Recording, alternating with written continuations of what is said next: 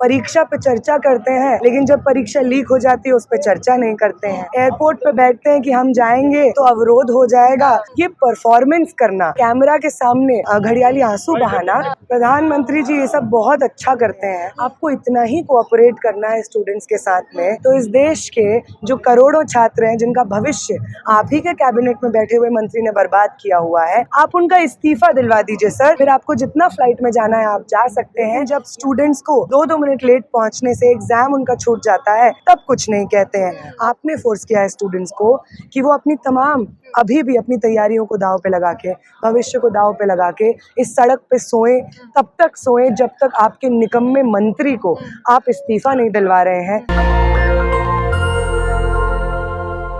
सही बात है, मोदी सरकार तो रोजगार जनरेट कर नहीं पा रही है। कम से कम दिल्ली पुलिस जनरेट कर दे। ये आप लोगों की वजह से हुआ। बिल्कुल, हम यहाँ पे बैठे हुए हैं और शिक्षा और रोजगार की परिस्थिति को बेहतर करने में पहला योगदान हम दे चुके हैं। दे दिया है। आगे क्या कुछ देख रहे हैं इस पूरे प्रोटेस्ट की आप नीति, क्योंकि बात ये हो रही है कि आखिर ये मुद्दे से भटक रहा है, क्योंकि यहाँ पर ट्रांस पीपल आ रहे हैं, वो नारे लगा रहे हैं कि मेरा लिंग मेरी मर्जी।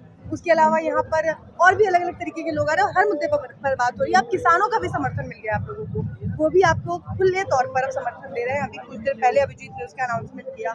कहीं दिशा से भटक तो नहीं रहे आप लोग? दिशा, अगर एजुकेशन व्यवस्था दिशा है तो ये तमाम मुद्दे जो यहाँ पे डिस्कस हो रहे हैं वो हमारे देश की एजुकेशन व्यवस्था का हिस्सा है। जो स्टूडेंट्स 2 आए थे, उज्जवल और हर्षित नाम है उनका, वो स्टूडेंट्स जब यहाँ पे 6 जून को पहुँचते हैं कोई बात नहीं करते हैं। ये बात करते हैं कि हम उनमें से जो हर्षित हैं वो नीट के एप्लीकेंट भी हैं और उज्जवल ने 12वीं का एग्ज़ाम दिया है 92%। एग्जैक्टली। तो वो अपना एग्ज़ाम में जो उनके साथ दुर्घटना हुई है उसके बारे में बात करने आते हैं। उनके कपड़ों पे बात करना, उनके जेंडर आइडेंटिटी पे बात करना और उसका सोशल मीडिया पे वीडियो के माध्यम से उपहास करना गोदी मीडिया ने शुरू किया। वो लोग जिनको आरएसएस की शाखा से पैसे मिलते हैं और बाकायदा यहाँ पे जंतर मंतर पे आकर के पीसफुल प्रोटेस्ट को डिसरप्ट करने का उनका रोजगार का काम है लिटरली, वो लोग आकर के उनके कपड़ों जेंडर पे कमेंट करते हैं। इसलिए अगर इस प्रोटेस्ट में लोग आ रहे हैं, पीसफुली अपनी बात रख रहे हैं और उनके साथ ये कुछ चाटुकार लोग बदतमीजी कर रहे हैं, तो हम लोग जो वहाँ पे जिनको ये स्टूडेंट सपोर्ट कर रहे हैं और बोल रहे हैं कि आप हमारी बात करिए, ये तो एक इररिस्पॉन्सिबल बात होगी कि स्टेज पे हम उनको इनवाइट ना करें और उनको मौका ना दें कि जो इंडिग्निटी उनको इस जंतर मंतर पे गोदी मीडिया के हाथों सहनी पड़ी है वो वापस वहाँ पे जाकर के अपनी बात भी ना कर पाए। वो जर्नलिस्ट जो जर्नलिज्म का एथिक नहीं समझते हैं, जिस इंसान से बात करते हैं उस इंसान की बेसिक डिग्निटी की रिस्पेक्ट नहीं करते हैं, उनका मजाक उड़ाते हैं सोशल मीडिया पे, उन पत्रकारों को जवाब देने के लिए उज्जवल और हर्षित से बेहतर कोई इंसान नहीं हो सकता था। इसलिए उनका स्टेज पे आना और ये कहना कि हम हर प्रोटेस्ट में आएंगे, हर पब्लिक साइट को ऑक्यूपाई करेंगे, चाहे वो प्रोटेस्ट की हो, क्लासरूम की हो, शिक्षा रोजगार की हो, हम हर जगह एग्जिस्ट करेंगे। और आपका कोई अधिकार नहीं बनता है कि हम जो अपने मर्जी का कपड़ा पहनने आए, बात नीट की कर रहे हैं, बात परीक्षा की कर रहे हैं, रोजगार की कर रहे हैं। आप कौन होते हैं हमें कपड़ों पे रिड्यूस करने वाले, हमारे लिंग पे रिड्यूस करने वाले? आप कौन होते हैं?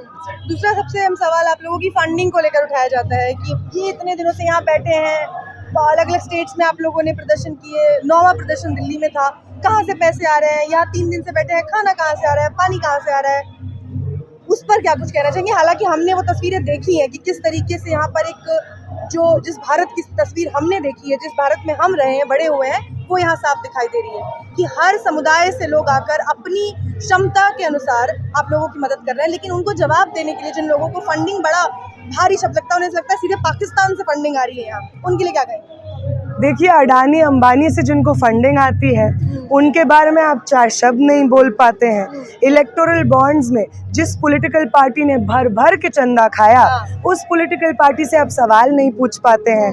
और यहाँ पे बैठे आम स्टूडेंट्स जो उस दरी पे सो रहे हैं, जिस दरी पे अपना ही चप्पल लेकर के 4 दिन से चल रहे हैं, वो पानी पी रहे हैं जो गुरुद्वारे से, या जो प्रोफेसर्स कुछ आ रहे हैं, आम दिल्ली के नागरिक आ रहे हैं, तो जितनी क्षमता हो रही है वो डोनेट करके चले जा रहे हैं, वो पानी पानी पी रहे हैं, ये बगल में हमारा वॉशरूम है जहाँ पे सुबह से लेकर शाम तक बदबू आती रहती जी, है। वही सवाल शुरू में मैंने किया था कि एक महिला होने के नाते ना यहाँ पर सैनिटरी का कोई फैसिलिटी है और हाइजीन तो भूल ही जाइए। ऐसे में कितना मुश्किल होता है जो महिलाएं यहाँ पर रात में रुक रही हैं, दिन भर रुक रही हैं। नहीं, बिल्कुल है, क्योंकि आप देखिए ना, जब डिटेंशन भी होता है लोगों का तो उनको पानी, खाना और वॉशरूम की फैसिलिटी प्रोवाइड करना बेसिक अधिकार है, और पुलिस भी इस चीज़ से बाध्य है लीगली कि वो डिटेंशन में भी लोगों को ये बेसिक फैसिलिटीज़ डिनाई ना करे।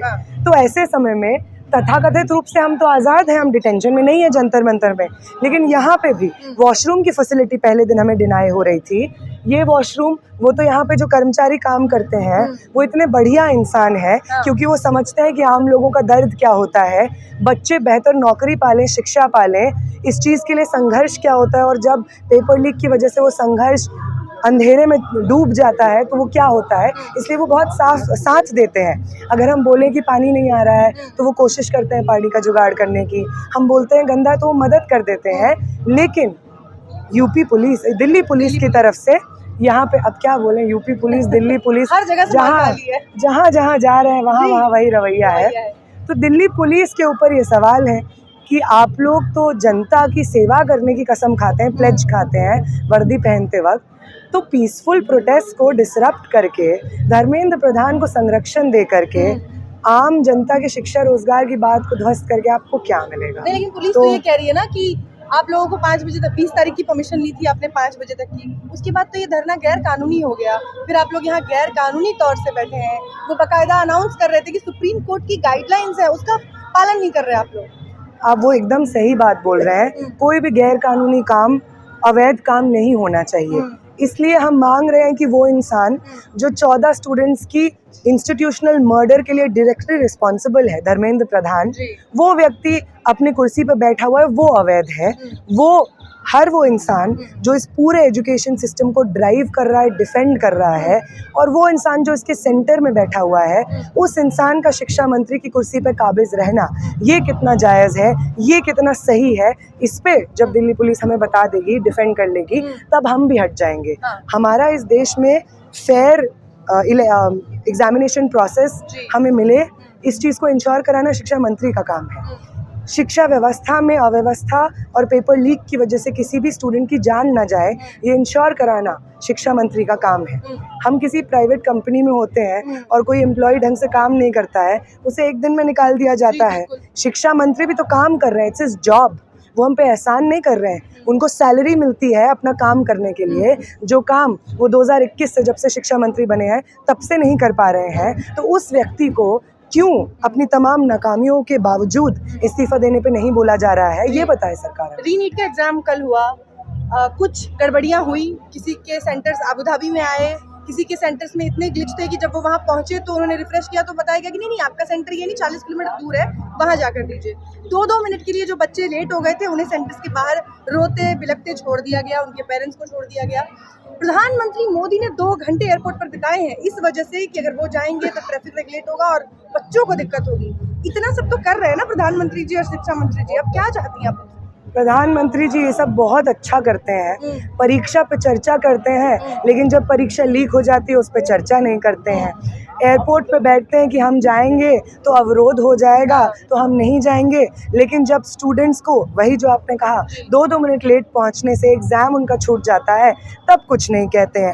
आपको इतना ही कोऑपरेट करना है स्टूडेंट्स के साथ में, तो इस देश के जो करोड़ों छात्र हैं जिनका भविष्य आप ही के कैबिनेट में बैठे हुए मंत्री ने बर्बाद किया हुआ है, आप उनका इस्तीफ़ा दिलवा दीजिए सर, फिर आपको जितना फ्लाइट में जाना है आप जा सकते हैं। यहाँ पे जंतर मंतर पे बैठे लगातार जो आवाजावन चल रहा है स्टूडेंट्स का, वो जो स्टूडेंट्स की डिमांड है आप उनको मान लीजिए। ये परफॉर्मेंस करना, कैमरा के सामने घड़ियाली आंसू बहाना, ये सब थोड़ा हम उतना ना करें।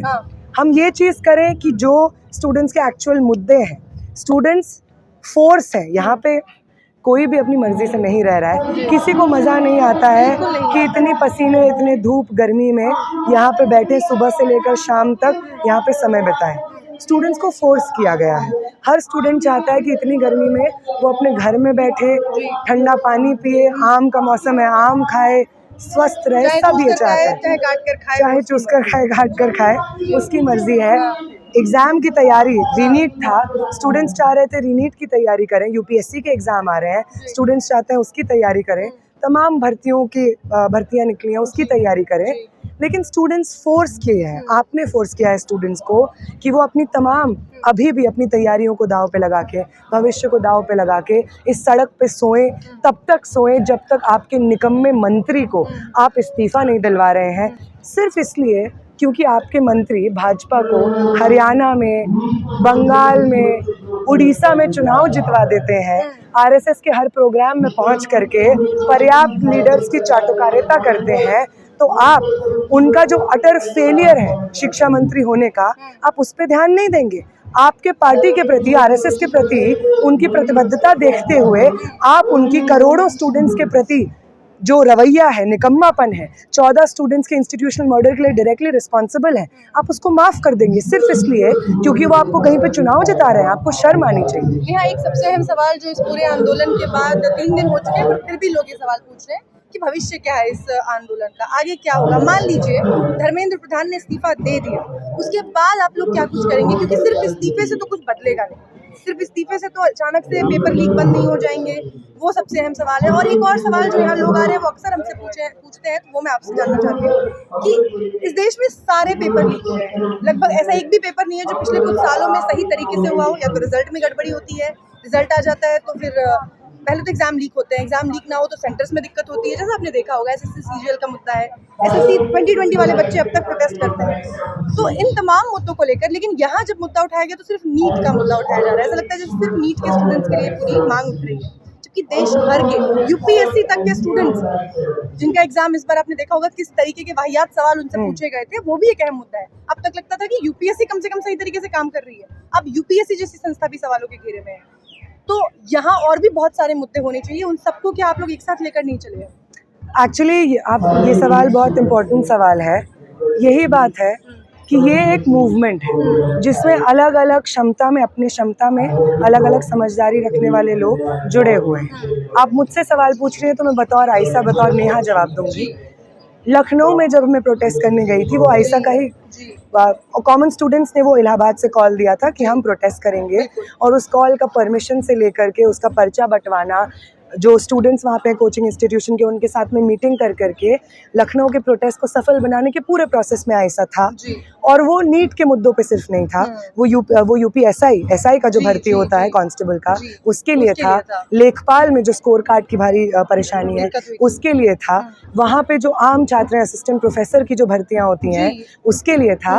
तो हम ये उठा रहे हैं, जब मैं बिहार गई वहाँ पे बीपीएससी के जो स्टूडेंट्स हैं जो लंबे समय से प्रोटेस्ट कर रहे हैं, उनके साथ सॉलिडारिटी में हमने आवाज़ उठाई। टीआरई 4 जिसकी भर्तियां जारी ही नहीं हो रही हैं, उसके जो अभ्यर्थी जब प्रोटेस्ट करने जाते हैं तो उनके ऊपर बिहार पुलिस लाठियां चलाती है, उनके सॉलिडारिटी में हमने प्रोटेस्ट किया। बैंगलोर जब हम गए वहाँ पे हमने नीट का मुद्दा मेनली उठाया, सीबीएसई का मुद्दा उठाया, और उसके साथ साथ वहाँ पे भी कांस्टेबल भर्ती का पेपर लीक हुआ है तो वो भी उठाया।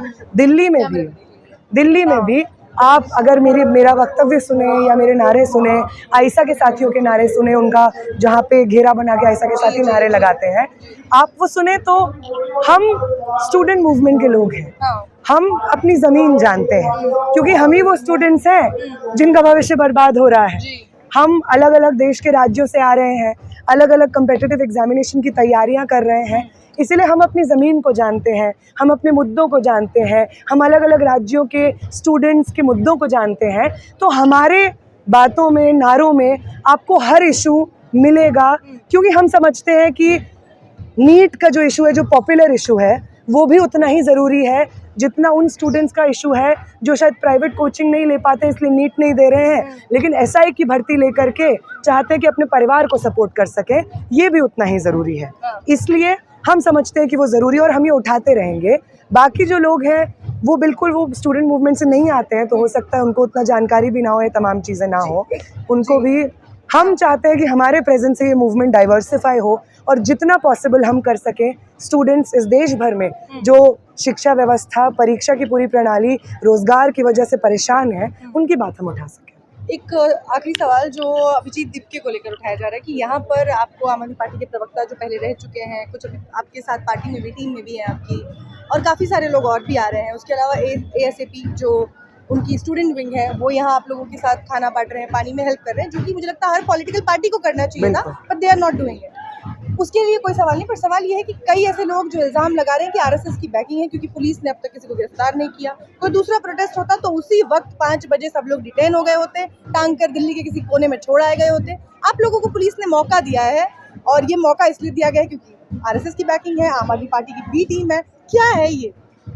मतलब कॉन्स्पिरेसी थ्योरीज रात सारी चल में, रही हैं। हाँ, हाँ। कॉन्स्पिरेसी थ्योरीज जब रात में नींद नहीं आ रही होती तब डिस्कस करना अच्छा होता है, लेकिन जब कुछ सोचने समझने वाले लोग सोशल मीडिया पे ये सब बात लिखते जी। हैं तो बहुत अजीब लगता है। जी। मैं उनको इनवाइट करूंगी कि वो जंतर मंतर पे आए, यहाँ पे जो स्टूडेंट्स मौजूद हैं उनके गुस्से को सुने, उनकी बातों को सुने, उनका जो जेन्युइन डिसअपॉइंटमेंट है इस देश के शिक्षा व्यवस्था के साथ में उसको सुने, फिर उनकी आंखों में आंखें डाल करके बोले कि तुम आरएसएस के एजेंट हो, तब मैं मानूंगी। आपके घर के कंफर्ट में आप बैठे हुए हैं, आप चाहते नहीं है कि इतनी तपती धूप में चलिए आप प्रदर्शन करें, चलिए आप मानते हैं कि यहाँ पे जो हो रहा है आप ये नहीं मानते कि ये सही बात कर रहे हैं, आप अपना प्रोटेस्ट करिए। आप जो स्पेसिफिकली अगर कोई पॉलिटिकल पार्टी से आ रहे हैं आप अपना प्रोटेस्ट करिए, हम उस प्रोटेस्ट में भी आएंगे, आम छात्र उस प्रोटेस्ट में भी जुड़ेंगे, लेकिन घर पे बैठ करके अपने स्टूडेंट्स के मुद्दे ना उठाने के एक्सक्यूज़ की वजह से जो ये कॉन्स्पिरेसी थ्योरीज गढ़ी जा रही हैं ये होना बंद हो। और जहाँ तक कि प्रोटेस्ट की बात आती है तो महिला रेसलर्स भी बैठी थी इसी जंतर मंतर पे, और ब्रिजभूषण शरण से वो व्यक्ति जो अभी तक इसी सेंट्रल दिल्ली में घर लेकर के बैठा हुआ है, उसने अपना घर खाली नहीं किया है, उस प्रभुत्व वाले व्यक्ति के खिलाफ बिल्कुल इसी जंतर मंतर पे उन्होंने रात भर हफ्तों वो बैठी हुई थी और उन्होंने प्रोटेस्ट किया था। और दिल्ली पुलिस, हाँ, और दिल्ली पुलिस की इतनी मजाल नहीं थी कि उनको उठा सके, क्योंकि उनके प्रति सपोर्ट जो आम जनता का था वो बहुत ज़बरदस्त था। वही सपोर्ट यहाँ पे भी कॉमन स्टूडेंट्स का है। यहाँ पे जो तमाम लोग आए हैं वो सिर्फ दिल्ली के स्टूडेंट नहीं है जो फ्री टाइम में घूमने आ गए हैं, मेरठ, जयपुर, कर्नाटका से स्टूडेंट्स आए हुए हैं। तो ये सही बात है कि आप सोच सकते हैं या आप कॉन्स्पिरेसी थ्योरीज गढ़ने का आपको अधिकार है, लेकिन किसी मूवमेंट में एंगेज करिए। वहाँ पे जो स्टूडेंट्स आ रहे हैं उनके गुस्से से एंगेज करिए, उनकी बातों को समझने की कोशिश करिए। अगर ये एक मूवमेंट है जिसमें अलग अलग एस्पेक्ट शामिल हैं, ना मैं सीजेपी की मेंबर हूँ और ना कभी होंगी, मुझे लगता है मेरी अपनी समझदारी है, राजनीतिक समझ है, और बाकी जो लोग सीजेपी से जुड़े हैं उनकी भी अपनी अपनी राजनीतिक समझ होगी। तो जिस दिन सीजेपी स्टूडेंट्स के मुद्दे उठाना बंद कर देंगी उस दिन हम और यहाँ पे बैठे तमाम स्टूडेंट्स सीजेपी का समर्थन करना बंद कर देंगे। तो आप भी यही रुख अपनाइए जो लोग कॉन्स्पिरेसी थ्योरीज कर रहे हैं। पॉलिटिकल पार्टी रियल में बन जाएगी और वो चुनाव लड़ने लगेगी, ये भी एक कॉन्स्पिरेसी थ्योरी है कि जैसे पहले के आंदोलनों का हमने एंड देखा है कि उसके बाद पॉलिटिकल पार्टीज आपको इनवाइट कर देती है, खास तौर से यहाँ आप विपक्ष में जाएंगे, विपक्ष का वोट काटेंगे, आप राजनीति में प्रत्यक्ष तौर पर सामने आ जाएंगे और इस तरीके से चीज़ें खत्म हो जाएंगी। तो उस वक्त आप इनके साथ नहीं रहेंगे। मैं एक पॉलिटिकल समझदारी रखती हूँ, और अगर सीजेपी पॉलिटिकल पार्टी बन के आयशा के साथ जुड़ के आयशा का विंग बनना चाहती है, यूथ विंग, तो बिल्कुल वी वेलकम यू, प्लीज़ बनिए। समझदारी के साथ कॉम्प्रोमाइज़ नहीं हो सकता है। चुनाव लड़ने के लिए आप अपनी राजनीति नहीं बदल सकते हैं, मुद्दे नहीं बदले जा सकते हैं, पर हाँ अगर उनको पॉलिटिकल पार्टी बनाने बिल्कुल बना सकते हैं। हर इंसान को अधिकार है कि आप अपनी पॉलिटिकल पार्टी बनाइए, अपने राजनीतिक अधिकार के लिए लड़िए, अपना आर्टिकुलेशन दीजिए। उसमें आपको सपोर्ट कितना मिलेगा वो हमारे ऊपर है। आप हमारे जो अभी मूवमेंट का सपोर्ट है उसका क्या करेंगे आपके ऊपर है। नेशनल दस्तक की आपसे गुजारिश है कि अगर इसको बचाना चाहते हैं तो नेशनल दस्तक को सब्सक्राइब करने के लिए रेड कलर के सब्सक्राइब बटन को दबाएं, फिर बेल आइकन की घंटी दबाएं। नेशनल दस्तक को बचाने के लिए बहुत जरूरी है कि हर खबर को शेयर करें, लाइक करें, कमेंट जरूर करें।